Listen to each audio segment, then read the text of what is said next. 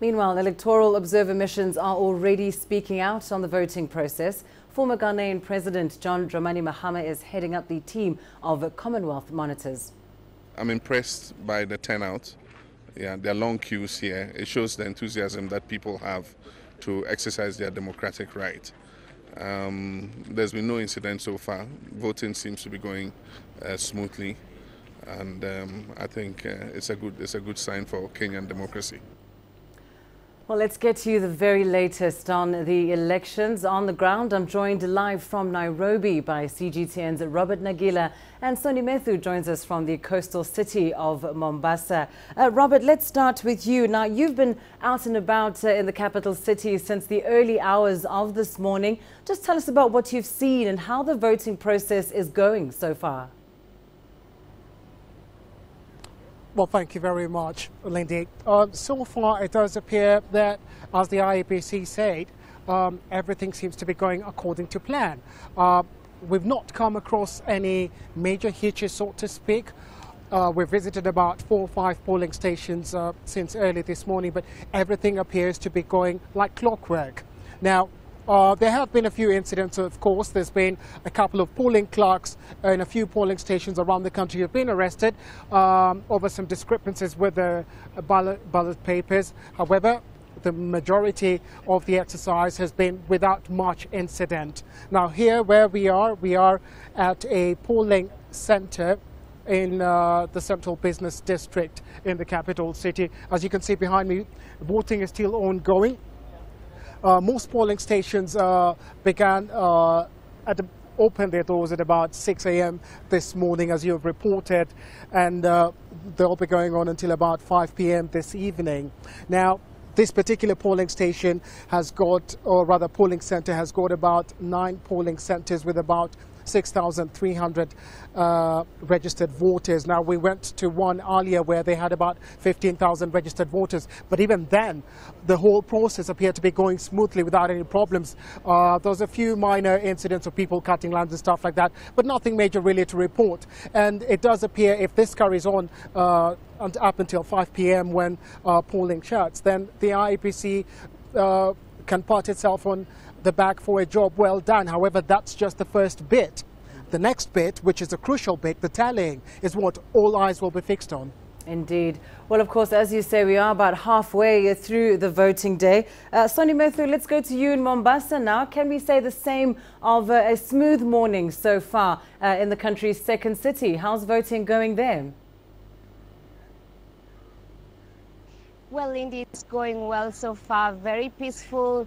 The long queues that we witnessed in the morning are not there anymore, so which means, as my colleague Robert Nagila says, that it has been a smooth process. Women, with pregnant women, old women, disabled people have been favored to skip the queue, and everyone that we spoke to so far say that the voting process has been smooth, fair, and very transparent. We did have a few people complain. Of course, it has rained here a few hours ago, and people were complaining that the queues are taking longer at the time when it was raining. But this behind me, the polling station in Hadija Primary School, in this region of the country, we have at least 1.7 million voters, and so far what we're witnessing in the various polling centers is that the queues are gone, which means this process has not only been smooth but faster compared to the previous years. Very impressive indeed. And Robert, coming back to you, it has been said so far that the numbers of voters seems very impressive and that voter turnout is certainly looking good. In your view, just how important is this election for Kenya? Oh, absolutely very, very important, and not just for the country, but for the region at large and in the international community. And I'll come to that in a moment. I was privileged enough to be in Gatundu South, about 35-40 kilometers from our current position, when President Uhuru Kenyatta was casting his vote. Now, I did ask him, it's been a very grueling campaign. How did he feel now that we were coming towards the end of this whole electoral process after casting his vote? And he said that this was a very important election because it was up to Kenyans now to decide which route the country, which direction the country now goes. President Uhuru Kenyatta has been a lot of people say that, experts say that with Uhuru Kenyatta, this is a bit more of the same. The country is on the brink of an industrialization process.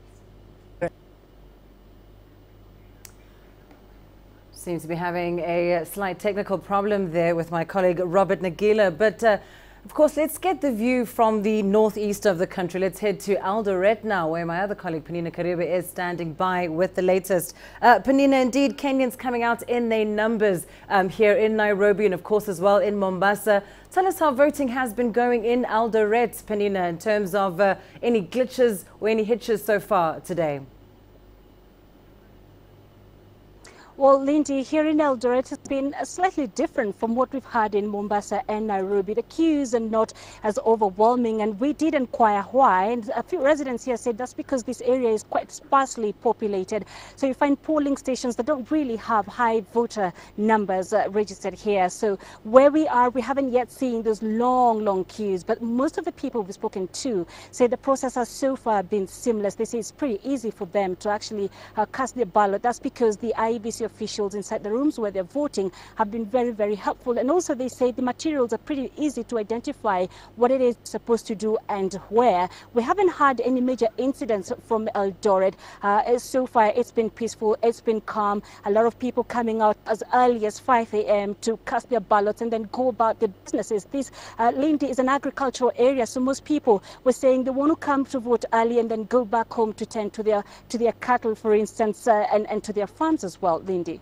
Well, Soni, let's come back to you in Mombasa. We know, of course, that this has been one of the tightest elections we've seen in Kenya. Mombasa has been a hotspot in the past, and indeed there were concerns ahead of today's vote. But tell us, Soni, what's the mood like in the city today?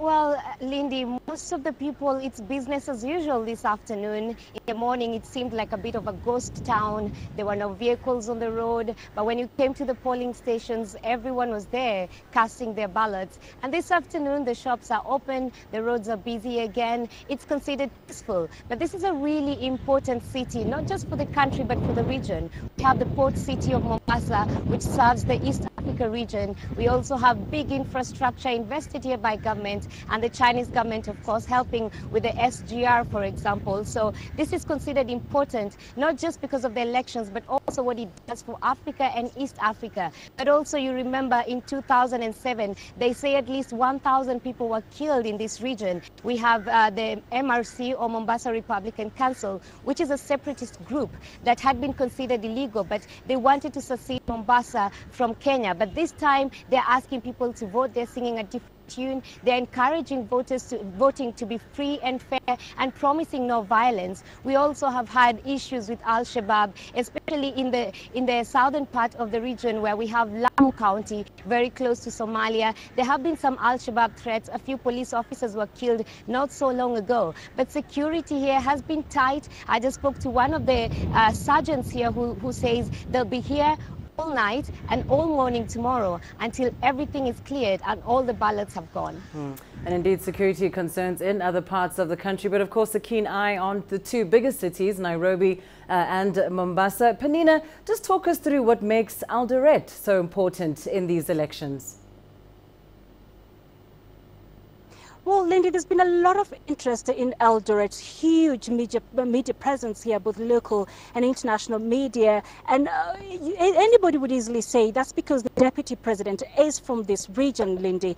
There's been a lot of interest, especially when this morning he came to this particular polling station to vote. He did address the journalists here calling for peace and calm. But really, also, let's not forget, this was the epicenter of the clashes that were witnessed in 2007, 2008, Lindy. And so there's a lot of interest to see, has this region healed? It's a very cosmopolitan town, Eldoret. We've got so many tribes that live in this particular region. And so a lot of interest to see so many years down the line, since 2007, 2008, how much has Kenya, how much has really there been cohesiveness in this community? Have tribes moved on beyond just tribal lines to look at national issues, for instance? And this is what we've been talking to residents about here, and they were saying so far they think that they've pretty much managed to bring themselves together, not as tribes, but really as Kenyans overall. Now, we've been talking also about the dynamics that perhaps could point out to really how much strides have been made in this Eldoret as far as healing is concerned. And we've been told that on the national level, really, no much concerns about violence this time around. Perhaps what could make people a bit more concerned is politics on the lower level, where we've got two gubernatorial candidates, both vying for the same seat, both hugely popular here, but both drawing support from various tribes across the country, Lindy. But so far, people here saying it's been very, very calm. They don't expect any violence in this town and in this region, and saying that Eldoret really should be a perfect example of how much Kenya has grown as a nation. Well, let's hope that is indeed the case. Thank you so much, of course, to Penina Karibe there for us in Eldoret, Sonny Methu in Mombasa, and Robert Nagila here in the capital, Nairobi.